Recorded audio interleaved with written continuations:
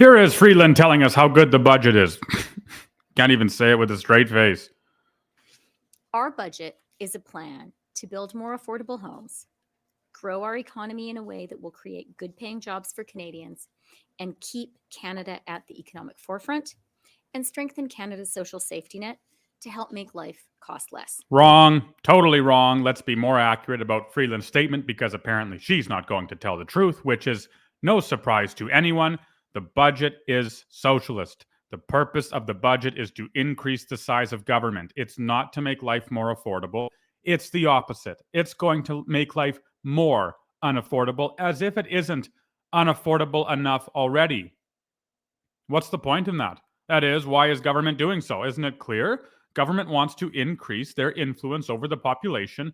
Freeland wants to increase her influence over the population. And one of the most effective ways to do so as a bureaucracy is to make it so that Canadians can't afford to live and therefore have to crawl to the federal government for help, for sustenance, for survival.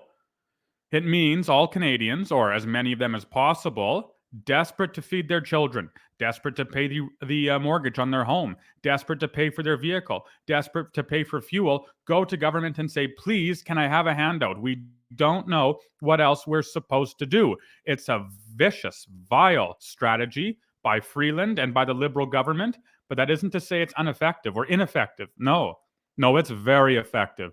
Using economics to subject a nation to the rule of whatever government in power or is in power is a clear and present tactic used throughout history with devastating efficiency.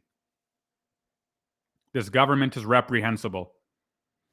A central pillar of Canada's social safety net is our universal public health care system. Again, we're pausing quickly here, but we have to, because who's going to believe that garbage? A pillar of our safety net is the universal healthcare system. Really? Really? As people are waiting for literally 5, 6, 7, 10 hours in the emergency room to see a doctor, that's a pillar of a social safety net. The wait times for an MRI in this country, that's a pillar for a social safety net. Literally years. We wait years to get an MRI, and we're supposed to admit that's a social safety net. The same thing with surgery. Waiting years and years for surgery. Years. But we're supposed to admit that's a social safety net. Really? How many Canadians have died just because of the wait times, let alone all of the other problems with it's not a universal healthcare system. It's a socialist healthcare system. It's a government healthcare system. That's what it is. How many Canadians have died just because of those wait times, let alone all of the other problems that afflict this healthcare system? And why are these problems afflicting the healthcare system? Again, it's obvious. It's run by government. It's run by bureaucracy. They can't allocate resources effectively. How? How are they supposed to allocate doctors, hospitals, MRI machines, CAT scans, and so on effectively when there are countless millions of factors that determine how to do so? It's not as though government can do that. No, they can't, which is why we see the shortages that we do today. And a strong healthcare system is essential to ensuring fairness for every generation. Because no matter your age, your income, or your circumstances, every Canadian deserves to feel secure in the knowledge that they will get the care and the support they need. Then it's not this universal healthcare system that's doing it, or it's not this government system that's doing it. I don't feel confident that if I were to fall ill tomorrow, I would get the care I need. Not because doctors are incompetent, but because instead, who knows if I'll be able to see a doctor? Who knows if I'll be able to get that MRI that I need in time before the problem becomes unmanageable? Who knows? Who knows? You look at the way the system is operating right now, and no one has confidence in it. That's why last year we announced a historic $200 billion 10-year healthcare plan to reduce backlogs, improve primary care, cut wait times, and deliver the healthcare that Canadians need and deserve. As part of this plan, a key measure of the Budget Implementation Act is a guarantee that the Canada Health Transfer will increase by at least 5% per year until 2027-28. This will be done through annual top-up payments for provinces and territories that are taking steps to improve the collection and management of health data. Firstly, why does Freeland always, like a kindergarten teacher, touch the table like this? She's always doing this. No matter what speech she's giving, she touches the table as if she's treating us like we're toddlers. We're not toddlers. We're not children. We can understand what she's saying, except what she's saying is incomprehensible. Because what is she saying right now? Well, she's saying the healthcare system is failing. Everyone knows it. Even the liberals have to admit it, that the system isn't what it's supposed to be, even though it actually is working the way it's supposed to be. It does force Canadians to rely more and more on government. But anyway, it's not working the way it's supposed to be. And so what are we going to do? Says Freeland. It's the strangest thing. You have a manager of a business, and that business is failing. What do you do with that business? Do you throw more money into that business as long as they keep going the way that they are? Who would do that? It makes no sense at all. If a business is failing, you have to change tactics, change strategies before dumping more money into it. No one, no serious or common sense investor, no elementary investor would dare throw money into a business that is losing year after year after year after year, because clearly something isn't working. Until the tactic changes and until that business can prove that they actually can make money, then the investor won't invest. But here we are in this nation with a failing healthcare system that has failed not just for a year or 2 years, but for decades. And yet, what do? Instead of changing tactics, we just throw more money into it. More money, more money, more money. It's no wonder it's failing. Those healthcare institutions, because they're receiving more and more funding, are being given a signal that you should just keep going the way that you're going. It's nonsense. Total nonsense. Will transfer close to $55 billion. And the year after that, $57.5 billion. This is going to make a real difference in the lives of Canadians from coast to coast to coast. This is going to mean shorter wait times for surgeries and in the emergency room. Don't believe you. Sorry, have heard that before. We don't believe you. Unless you change the system itself, the problems will not vanish. It's going to make it easier to see a doctor or a nurse practitioner so Canadians can get the care they need when and where they need it. Nous agissons dès maintenant. That means he's voting against improving our healthcare system so that Canadians can get the care they need. That means that he is opposed to making contraceptives and diabetes medicine free. It means he's against affordable dental care. In the coming weeks, we will also formally table legislation to deliver tax fairness for Canadians. And the Conservative... Yeah, right. Lie, lie, lie, lie, lie. How do you fix this healthcare problem? Freeland acts like the way you fix it is by throwing more money into it. Wrong. Wrong, wrong. You have to change the system entirely. This is a socialist system. It's not working. It's not going to work. It can't work. Mankind does not possess the mental capacity required to allocate resources on one's own. There are too many variables that are dynamic and they change second to second that determine how to allocate a resource. That's the miracle of a market. It's the miracle of millions of minds working together and not just a few central planners like Freeland doing it for us. The Conservative leader has already said that he opposes making the very wealthiest pay their fair share so that we can make these necessary investments in Canadian healthcare. Because ultimately, he believes that the job of government is to do little, then less, and ultimately as close as possible to nothing. Amen. Preach it. Now, this is not a video that endorses Polyev or the Conservatives, but the principle of government doing less and less is a good principle. Absolutely. Freeland's principle, her values say bigger government, let them do more and more and more and more, so Canadians have no autonomy and no freedom at all. She is completely twisted and inverted in her values, just like the rest of the Liberals. Let's be honest about what austerity and shrinking the state would mean for Canadians. It would mean you're on your own. It would mean that when you run into a rough patch, there's no one there to lend you a hand. That's not the Canadian way. We take care of each other. I can't believe what I'm hearing. No, actually, I can. That is pure Marxist garbage.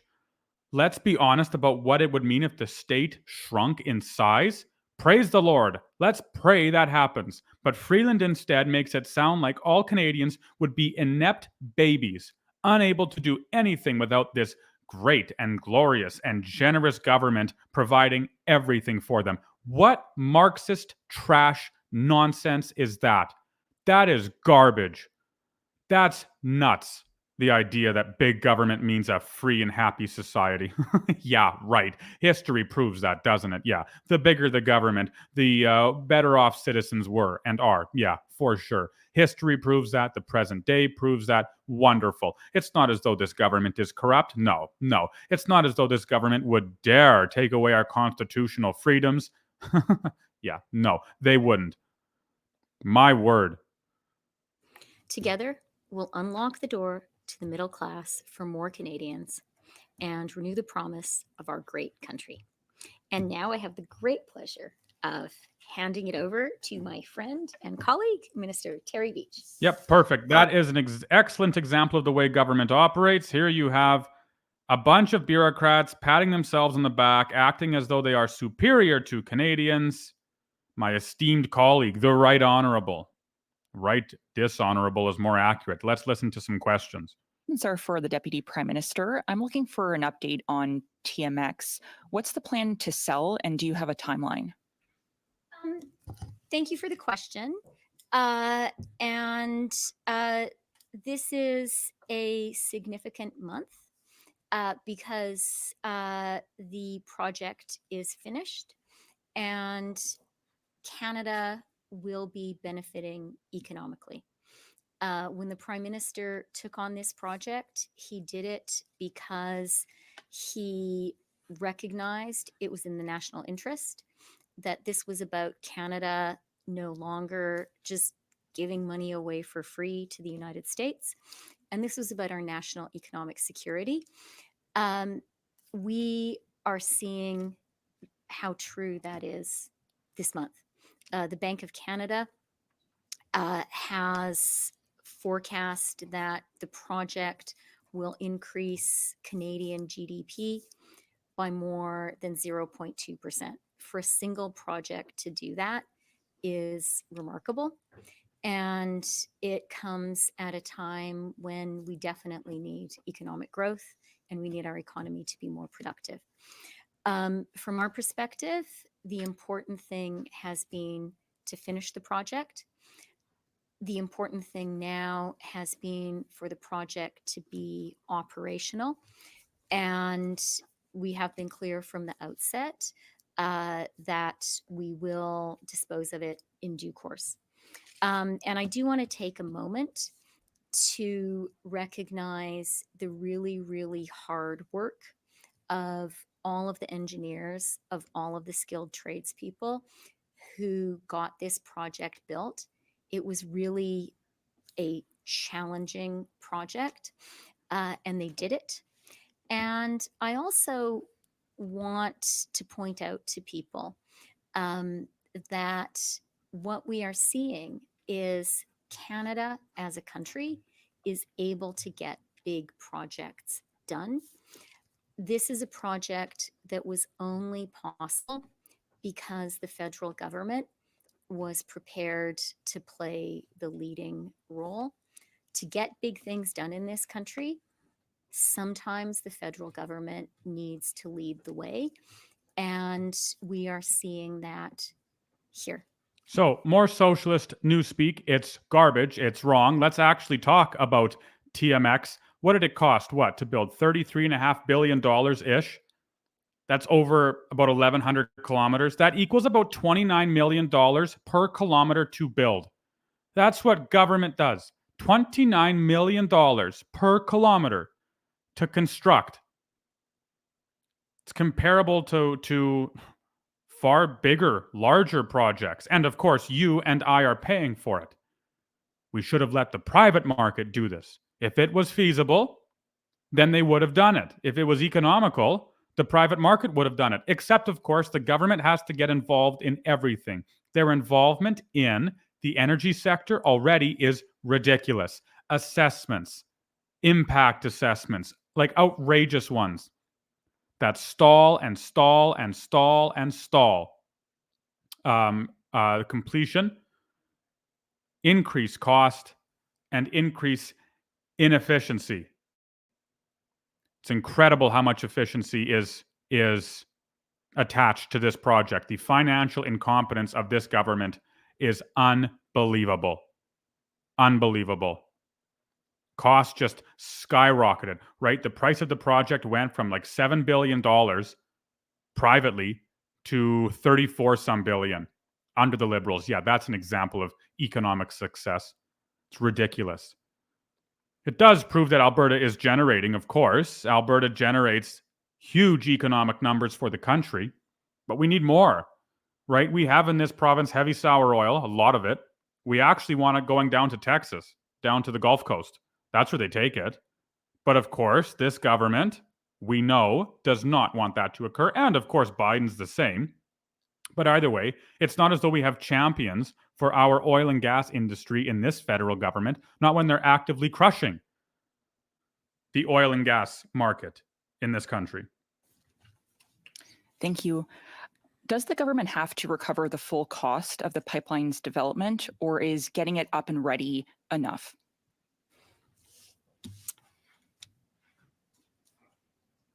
The Prime Minister took on this project because he recognized it was in the national interest. He recognized that it was just a bad deal for Canada to be leaving money on the table and sending that money directly to the United States.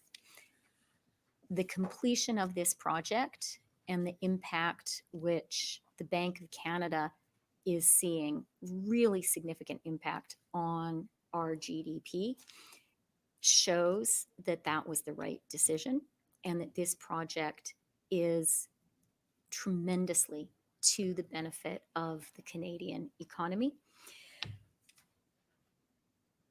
And I just want to point out why that is so important. Yeah, we're tired of listening to this. Why is there such a massive differential, although it's closing, between Canada and America when it comes to oil prices? Well, one, it's not as though we can ship oil efficiently. It's not as though we have a lot of pipelines going to America. Instead, we have to use old and outdated forms of transportation like rail, because this government won't allow pipelines to be built at the capacity that they should be built. Bill C-69, for example, devastating for the energy industry because it introduces so much uncertainty into the energy markets. Who's going to want to privately build a pipeline, a huge pipeline, which costs billions and billions of dollars to build, when at any moment, and literally for any reason, the cabinet can say, the provincial or federal cabinet can say, we have a problem here. We're shutting down your energy project. It might have been that you already sunk $10 billion into that project. Government could say, today it doesn't work. Sorry, the project's closed. Or even if you miraculously do build a pipeline, you could be shipping oil for 2 years, and then on the third year, government says, nope, no more. We're shutting it down. Cabinet's decided. Even though you haven't recuperated your cost for building the pipeline yet, it takes decades to do so. Government can still say it's no longer feasible for you to ship oil in that pipe, shut it down. So who is going to want to invest? This is the consequence of socialist actors like Freeland in positions of political power. They lie, they lie, they lie. They say we're doing good for the country. We're increasing the country's productivity. We're needed to see the country flourish, and nothing could be further from the truth.